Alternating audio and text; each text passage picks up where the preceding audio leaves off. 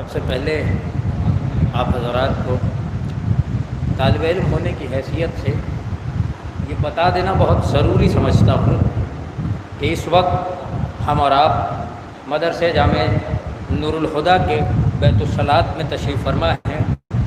علی جناب مولانا مرحوم محمد علی محمدی صاحب قبلہ و کعبہ مرحوم کے لیے مجلس اعزا کا انعقاد کیا گیا، اور یہ سارا کا سارا شہر آواز سننے کے بعد بھی مدرسہ نور الہدیٰ کی طرف رخ نہیں کر رہا ہے۔ اس کا مطلب یہ ہے خدا کی قسم کہ ابھی بھی قوم عالموں کی عزت کرنا نہیں جانتی ہے۔ ابھی بھی قوم نے عالموں سے وہ سب کچھ لیا، لیکن جب عالم کو ضرورت پڑی کسی چیز کی تو پھر پش پناہی کرتے ہوئے عالم نے زندگی کاٹی تھی، ضروری تھا کہ قوم بھی ویسے ہی تحفہ پیش کرتی۔ لیکن آج سوئے ہوئے لوگوں میں یہ احساس ہو رہا ہے کہ عالم کل بھی خسارے میں تھا اور عالم آج بھی خسارے میں ہے۔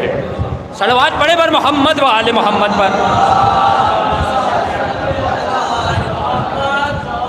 دیکھیے بات بالکل صحیح ہے عرشی بھائی، بالکل حقیقت بات ہے۔ پوری زندگی یہ بزرگ عالم دین تشریف فرما ہے، ہمارے استاد علی جناب مولانا نجیب حیدر صاحب قبلہ و کعبہ، پوری زندگی انہوں نے خدمات انجام دی ہے۔ اگر گوونڈی میں اتنی خدمات دی گئی، اتنی خدمات دی گئی کہ کبھی کبھی اپنے بچوں کے شکم کی فکر نہ کی گئی لیکن قوم کی فکر کی گئی ہے۔ اب اگر ایسے عالم دین اگر آپ کے درمیان میں موجود ہے تو قوم کا بھی کچھ فریضہ بنتا ہے۔ یہ نہیں کہ پوری زندگی بس عالموں سے لیتے چلے جاؤ، عالموں سے لیتے چلے جاؤ۔ اب زمانہ اتنا خراب ہے کہ اب اس زمانے میں لوگ کچھ نہیں ملتا ہے تو عالموں کے سامنے کھڑے ہو کر زبان چلانا شروع کر دیتے ہیں۔ مجھے نہیں پتا کہ آپ کیسے سننے والے، لیکن یہ کچھ دل کی لگی ہوئی آگ ہے، یہ کچھ ایسی آگ ہے کہ جو شعلہ بن کر زبان پہ آ جایا کرتی، اور ہم حقیقت علی اعلان بولا کرتے ہیں۔ کیوں؟ اس لیے کہ یہی وہ بزرگ تھے کہ جو زندگی میں جب کبھی نور الہدیٰ میں ہم تعلیم حاصل کرا کرتے تھے، ہمیں کبھی کتابوں کی ضرورت ہوتی تھی، کبھی استادوں کی ضرورت ہوتی تھی، کبھی شکم میں ایک بھوک لگتی تھی، تو یہی وہ عالم دین تھے علی جناب مولانا محمد علی محمدی صاحب قبلہ و کعبہ کہ جنہوں نے اس مدرسہ نور الہدیٰ کی بنیاد ڈالی ہے۔ وہ ہمیشہ کہا کرتے تھے بیٹا پریشان ہونے کی ضرورت نہیں ہے، اس لیے کہ تمہارے شکم بھرنے کی ذمہ داری ہماری ہے اور قوم کی غربت دور کرنے کی ذمہ داری تمہاری ہے۔ بات پہنچی ہے، یہ میں دیکھ رہا ہوں، یہ عوام کی فکر نہیں ہے، یہ پڑھے لکھے افراد بیٹھے، اس لیے میں بولنے پہ مجبور ہو گیا۔ آپ ذرا سی دیر کے لیے اگر مل کر سنیں تو یہ احساس کرنے والی منزل ہے۔ جتنا کام قوم کے لیے عالم کر جاتا ہے، قوم اسے نتیجے کے طور پہ کچھ نہیں دیتی، لیکن یہ قوم کے طالب علم ہو یا استاد ہو یا خطیب ہو یا ذاکرین ہو، یہ سارے لوگ کبھی بھی یہ سوچ کے خدمت نہیں کیا کرتے کہ قوم سے صلہ کیا ملنے والا ہے۔ یہ جانتے ہیں کہ ایک وارث پردہ غیب میں بیٹھا ہے، جب ظہور کر کے آئے گا تو صلہ ہم ہی کو ملنا ہے۔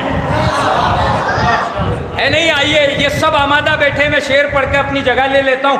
میں مرحوم کے حصے میں کچھ اور تو تحفتاً نہیں پیش کر سکتا، لیکن اس سے قبل کہ میں اپنی نوکری کا آغاز کروں، آپ تمامی حضرات سے گزارش ہے ایک مرتبہ سورہ الحمد اور 3 مرتبہ سورہ اخلاص کی تلاوت فرما کر مرحوم کے خدمت میں ہدیہ پیش فرما دیں آپ حضرات۔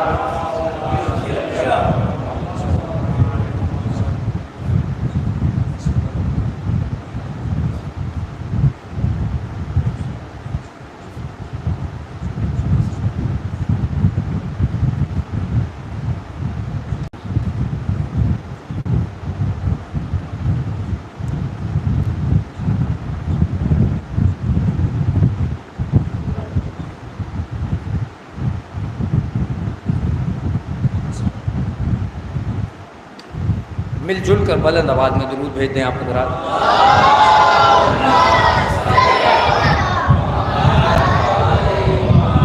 ہاں اتنی جو ہے وہ بلند آواز میں آپ نے درود پڑھا ہے تو مجھے احساس ہو گیا ہے کہ آپ چاہتے ہیں کہ میں 2 گھنٹے تک اسی مائک پہ چیختا رہوں اور اس کے بعد آپ عوام کو اور باہر والوں کو احساس دلائیں گے کہ ہم آمادہ بیٹھیں؟ ہم آپ خواص کا مجمع مل کر درود بھیجیں تاکہ لوگوں کو احساس ہو جائے کہ مجلس کا آغاز ہو چکا ہے۔ سوال؟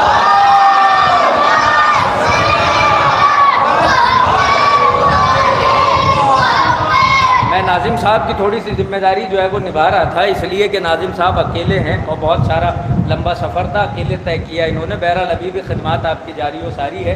یہ مجمع اپنی جو ہے وہ انا میں رہتا ہے، لیکن میں شعر پڑھ کے دیکھ لیتا ہوں کہ شاید کچھ خدمات ہو گئی ہیں کہ نہیں ہوئی ہیں، کہ پڑھ کے دیکھو تو کربلا کیا ہے، پڑھ کے دیکھو۔ عرشی بھائی مصرے بالکل اردو میں کہنے کی کوشش کی ہے شاعر نے تاکہ لوگوں کو سمجھ میں آ جائے، بہت زیادہ فارسی اور جو ہے وہ عربی کی جو ہے وہ ضرورت نہیں ہے نا۔ پڑھ کے دیکھو تو کربلا کیا ہے، پڑھ کے دیکھو تو کربلا کیا ہے، پڑھ کے دیکھو تو کربلا کیا ہے، ورنہ آنکھوں کا فائدہ کیا ہے۔ پڑھ کے دیکھو تو کربلا کیا ہے، پڑھ کے دیکھو تو کربلا کیا ہے، حیدر بھائی پڑھ کے دیکھو تو کربلا کیا ہے، ورنہ آنکھوں کا فائدہ کیا ہے۔ آل و قرآن دونوں ہے موجود، خیمہ شاہ میں جلا کیا ہے۔ بہت بڑا مصرع عرشی بھائی، پڑھ کے دیکھو تو کربلا کیا ہے، ورنہ آنکھوں کا فائدہ کیا ہے۔ آل و قرآن دونوں ہے موجود، خیمہ شاہ میں جلا کیا ہے۔ سر تو نیزے پہ چڑھ کے بول اٹھا، شمر حیرا ہے کہ کٹا کیا ہے۔ سر تو نیزے پہ چڑھ کے بول اٹھا، شمر حیرا ہے کہ کٹا کیا ہے۔ تو ہوتا مرحب تو کچھ اور مزہ آتا، بولے اصغر کہ ہرملا کیا ہے۔ پڑھ کے دیکھو تو کربلا کیا ہے، ورنہ آنکھوں کا فائدہ کیا ہے۔ آل و قرآن دونوں ہے موجود، خیمہ شاہ میں جلا کیا ہے۔ سر تو نیزے پہ چڑھ کے بول اٹھا، شمر حیرا ہے کہ کٹا کیا ہے۔ ہوتا مرحب تو کچھ اور مزہ آتا، بولے اصغر کہ ہرملا کیا ہے۔ ذرا سی خاک میں کل کائنات بھی لایا، بس مصرے مجھے یاد آ گئے۔ ذرا سی خاک میں کل کائنات بھی لایا۔ مجھے نہیں پتا اس کے بعد آپ سننا چاہتے ہیں کہ نہیں سننا چاہتے، لیکن میں اتنا ضرور جانتا ہوں کہ جب اس قوم کے لیے ایک عالم ممبر پہ بیٹھ کے آپ سے آپ کے درمیان میں بیٹھ کر علی اعلان یہ کہتا ہے کہ آپ امام حسین علیہ السلام اور اہل بیت علیہ السلام کی مودت کو لے کر اس دنیا سے جب جاتے ہیں تو آپ پریشان نہ ہوا کریے۔ کیوں؟ اس لیے کہ آپ بظاہر طور پہ تو دنیا چھوڑتے ہیں لیکن آپ مرتے نہیں ہیں۔ جملہ سخت تھا، بظاہر طور پہ آپ دنیا سے جدا تو ہو جاتے ہیں لیکن آپ مرتے نہیں ہیں، سلام نہیں کرو گے۔ جب ایک عالم اپنے چاہنے والوں کو یہ بتا رہا ہوتا ہے ممبر سے تو عوام بہت جلدی قبول کر لیتی ہے کہ ہم مریں گے لیکن مردہ نہیں ہوں گے۔ تو پھر خیال کرو نا کہ ممبر پہ بیٹھنے والا وہ عالم کس منزل پہ ہوگا۔ خیال کرنے کی ضرورت ہے نا۔ ذرا سی خاک میں کل کائنات بھی لایا، ذرا سی خاک میں کل کائنات بھی لایا، یہ تحفہ ہے عرشی بھائی۔ ذرا سی خاک میں کل کائنات بھی لایا، دل و جگر میں آتش بھی فرات بھی لایا۔ ذرا سی خاک میں کل کائنات بھی لایا۔ جو شاعر یہاں پہ دیکھیے بہت سارے بچے ایسے جو شاعر ہیں جو مصرے سمجھ کے داد دیتے ہیں۔ ذرا سی خاک میں کل کائنات بھی لایا، دل و جگر میں آتش بھی فرات بھی لایا۔ میرے نصیب پہ حیران ہے جہاں والے، میرے نصیب پہ حیران ہے جہاں والے، میں کربلا سے کفن بھی حیات بھی لایا۔ میرے نصیب پہ حیران ہے جہاں والے۔